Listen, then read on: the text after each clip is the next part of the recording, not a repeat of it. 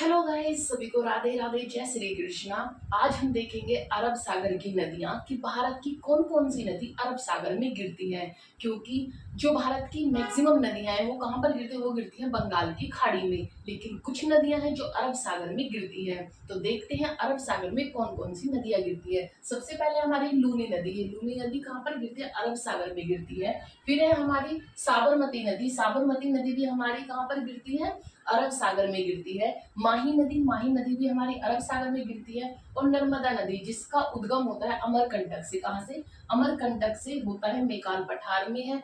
ये कहाँ पर गिरती है, ये भी अरब सागर में आकर गिरती है। यह मध्य प्रदेश की सबसे लंबी नदी है और ये मध्य प्रदेश की जीवनदायिनी भी कहलाती है। कौन सी, नर्मदा नदी। नेक्स्ट है हमारी ताप्ती नदी। ताप्ती नदी भी किसमें गिरती है, अरब सागर में। फिर हमारी मांडवी नदी, ये भी अरब सागर में गिरती है। मांडवी नदी अरब सागर में गिरती है। ताप्ती नदी भी अरब सागर में गिरती है। इसका उद्गम कहाँ से है, ताप्ती का है सतपुड़ा पहाड़ियों से ये निकलती है और कहाँ पर गिरती है, अरब सागर में गिरती है। मांडवी नदी अरब सागर में गिरती है, किधर, यहाँ पे गिरती है। ज्वारी नदी भी यहीं पे गिरती है। शरावती नदी, इसका भी कहाँ पर आकर ये गिरती है, शरावती नदी भी आकर गिरती है कहाँ पर, अरब सागर